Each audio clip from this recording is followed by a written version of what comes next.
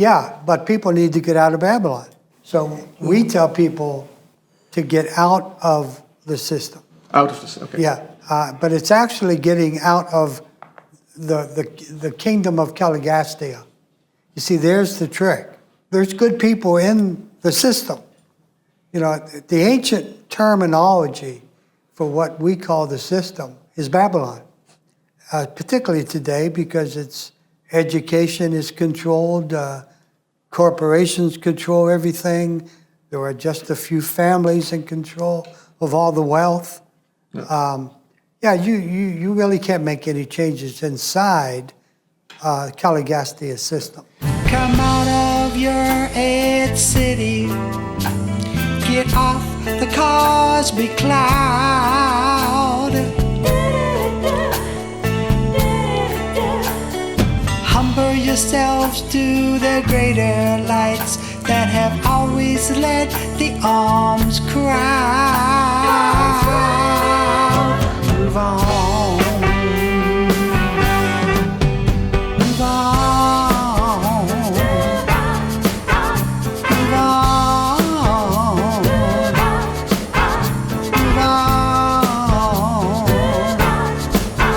Move on.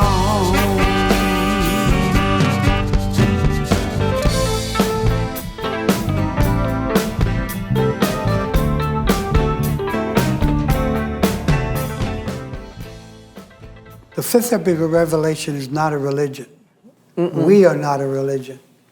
It calls itself an epical revelation. There's been 5 to the planet. 5 epical revelations to this planet for the last 200,000 years. And the first 4 were? The first 4 were the coming to this planet of a being called Caligastia, and with 100 more supermortals from other worlds, time and space. There were 50 men and 50 women. They were supermortals. He taught for 300,000 years before he fell. And this was long before Christ. Oh, yes. Christ's lifetime was Only a couple 2,000 thousand years ago was Christ. Yeah. But are the texts of Caligastia saved, or any? What do we know about him? Or is all we know about him through the book of Urantia? Well, there's been legends passed down throughout history, and he's had different names, like the Sanat Kamari Tibetans, indigenous teachings, different names throughout history. But the proper name is, he was a secondary Lenondadek son. And secondary Lenondadek sons, they go to planets sent by universe administration leaders. In this planet, in this universe, that leader is Jesus, that we call Jesus Christ Michael. He has a higher name. Jesus Christ Michael. Michael. Yeah, Jesus Christ Michael. In the Christian world, they understand Michael to be an archangel. Yes. But there are hundreds of thousands of archangels called Michael, all wanting to be named after the Michael, the Creator's Son, Jesus Christ Michael, who's a paradise origin being, meaning that Michael was created by the Trinity in paradise. That's the first epical revelation, Caligastia. Getting back on track with the 5 epical revelations. The next epical revelation was Adam and Eve. And the account of the Bible is just an account. It's metaphorical. It's not truth. The truth is that Adam and Eve were beings from another solar system called material sons and daughters. And they come to a planet and have offspring. And they were supposed to have 1 million offspring to intermingle with the evolving evolutionary races to bring higher genetics to the primitive races of this planet But that never happened because Adam and Eve got impatient. And even though they were told before they came how screwed up this planet was, they still got impatient and fell. And Eve had sex with a human male, evolutionary male. And then she would have died. And Adam was a great love story.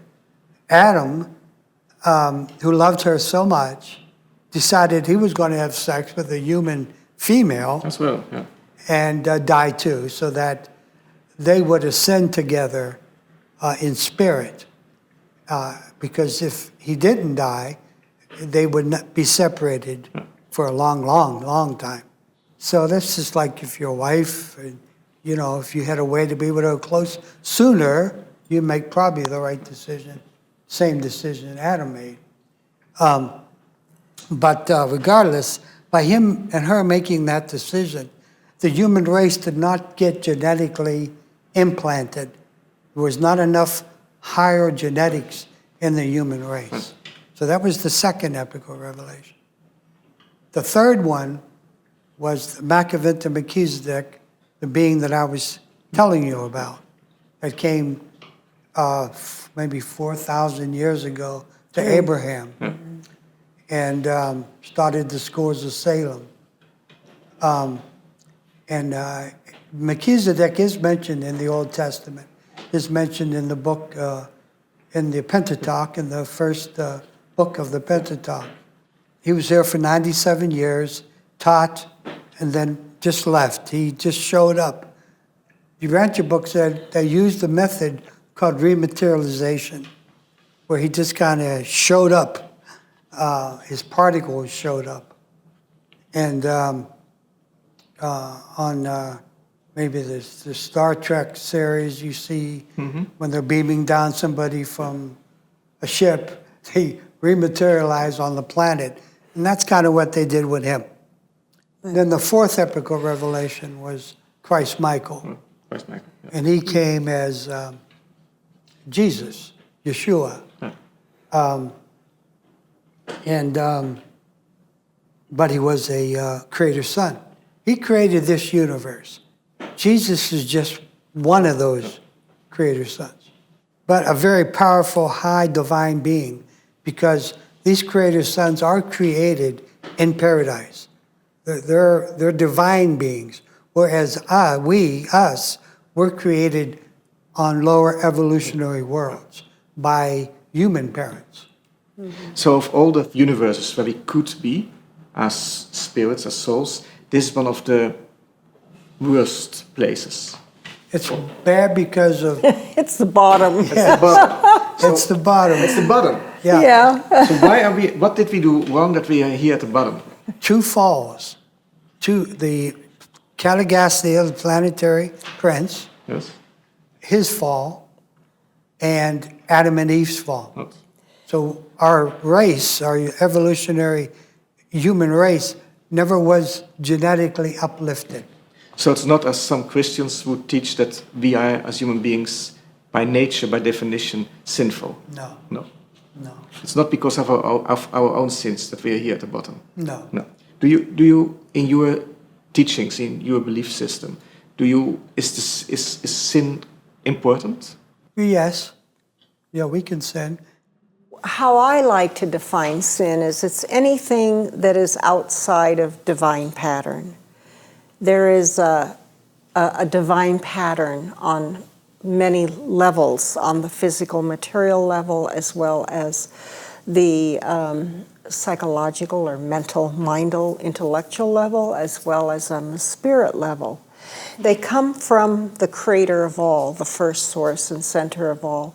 Another thing that the Urantia book gives is a beautiful cosmology of the grand universe, the master universe, and the center. It's like a wheel, or the divine pattern of the universe is like the divine pattern of an atom and of a cell. There's a nucleus, there's the circular, there's the moving around, the rotation, those kind of solar system, all of that.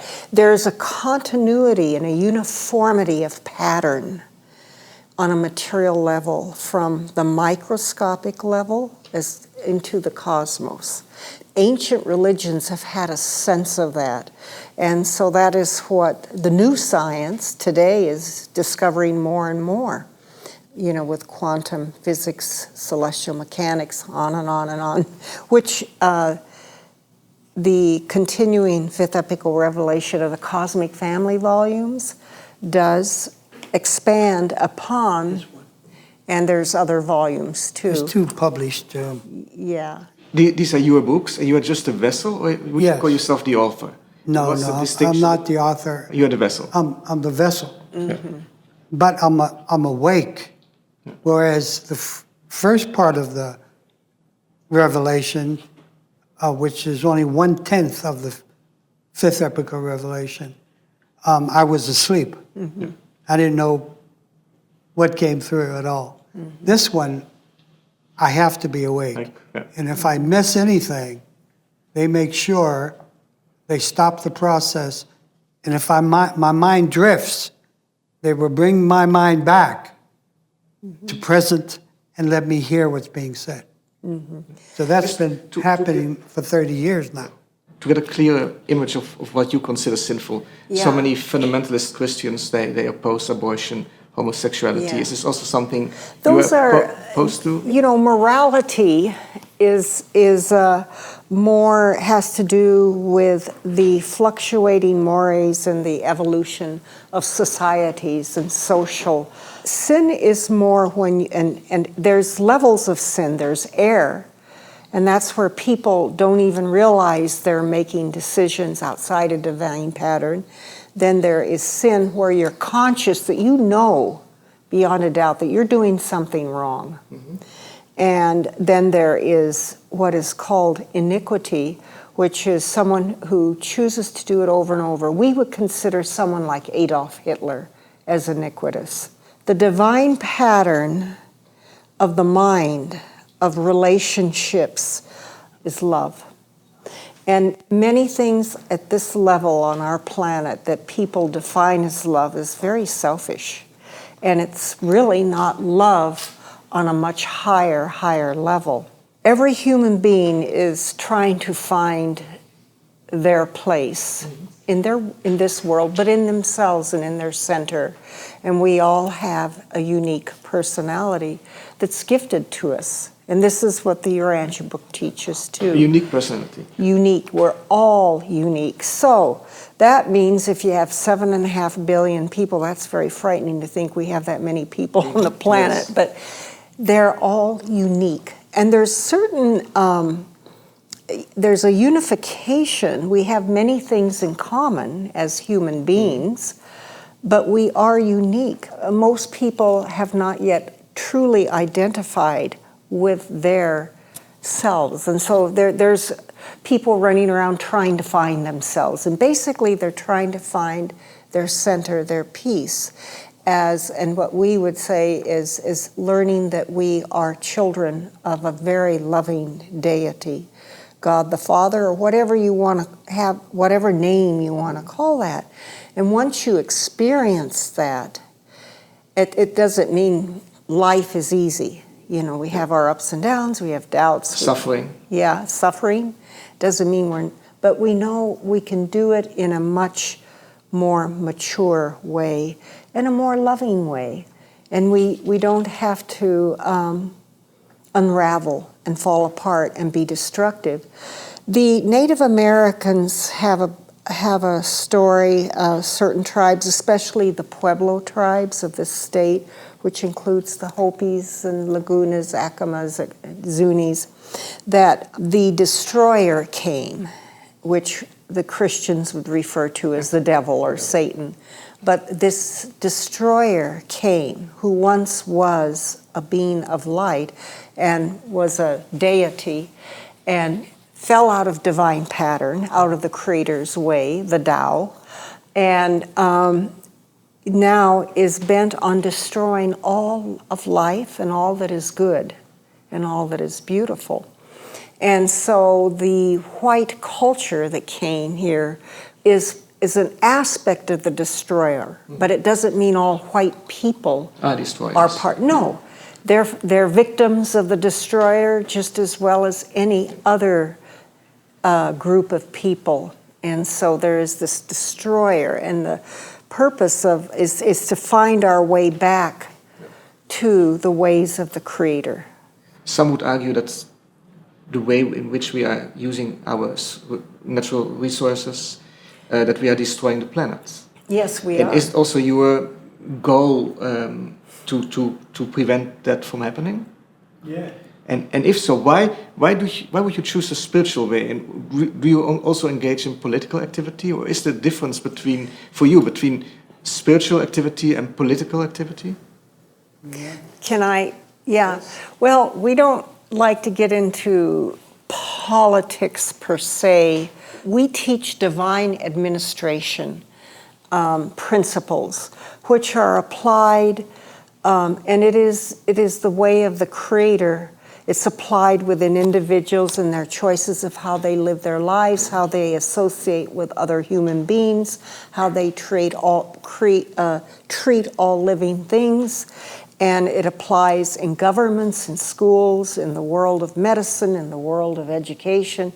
It applies in families and that. So most of our politics, unfortunately, in this day and age in all nations, is not based on divine administration principles.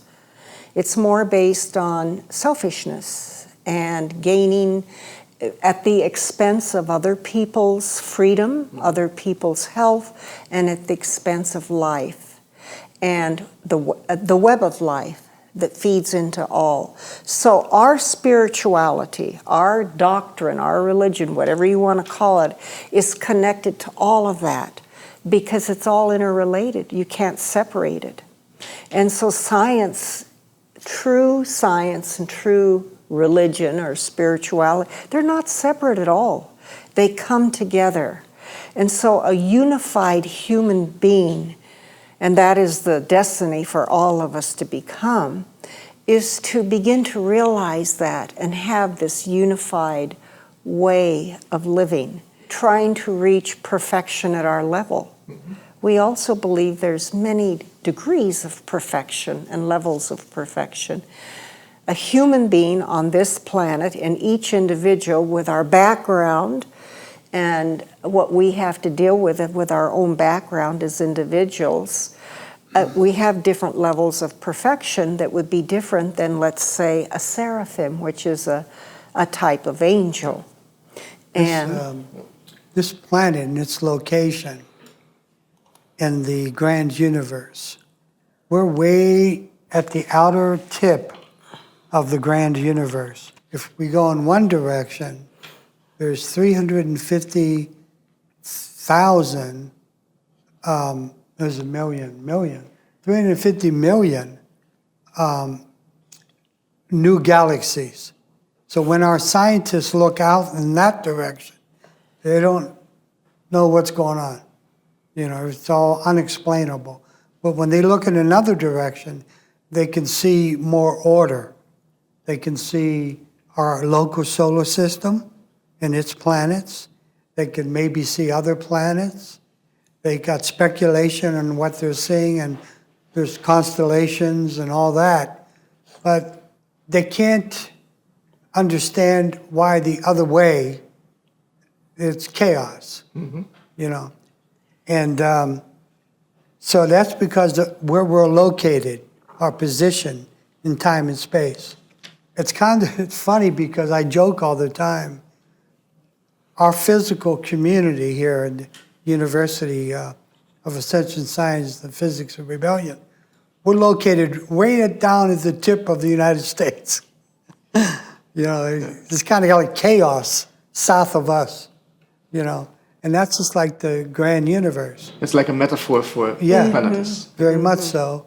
If you want to save the planet, wouldn't it be more effective if, let's say, I say this half in jest, if you would run for president? If I would run for president? No. Wouldn't you then be able to do more than you're doing now here in this community? Well, It's 130 I, people. I would wish it was like that, but even presidents who have good intentions find out that they don't have much power, once they get in, because of the heart of man, the greed. And the established system and way of doing Yeah. things. So we tell people to get out of the system. Out of this, okay. Yeah. Yeah. But it's actually getting out of the kingdom of Caligastia. You see, there's the trick. There's good people in the system. The ancient terminology for what we call the system is Babylon. The Old Testament calls it Babylon. Israel was God's kingdom. Outside of Israel was Babylon. So, but people need to get out of Babylon, particularly today because education is controlled, corporations control everything. There are just a few families in control of all the wealth. You really can't make any changes inside Caligastia system. So this community is maybe an attempt to create God's kingdom again? Yes. Yes. As so did the Mormons. So did 2,000 years ago in Israel. The Essenes. Essenes. Same thing. We're the Essenes, modern Essenes. And I think there's many groups all over the planet right now that are trying to do that because of the state of the planet, the way it is today, with the web of life unraveling very quickly, and obviously it looks like there isn't that much change happening to turn back that destructive force that is destroying our oceans, our freshwater systems, I can go on and on. We all know that. We are very involved in the current situation of the planet. We try to keep up on the trends that are happening all over in this nation as well as across the world, and what's happening with weather, the extreme weather, and we can go on and on, the global warming, global weirding, whatever you want to call it, that most scientists are aware of, much of it caused by sin. Man-made decisions. And that's why sin is important to us that way, because it's making decisions that are destructive. The consequences are destructive. One last question about the political stuff, then leave that aside. Do you urge your volunteers to vote or not? Yes. Yes. So you do vote, even though you believe in the system is... Although every year I think I'm never going to vote again, but, Okay. Yeah, we always have hope that a better man or woman would get in and make some real change. And we always cheer on those who seem progressive, that are getting into office in other nations and all of that. But we also know that in this day and age, things are moving towards destruction so quickly that there has to be something drastic that needs to happen.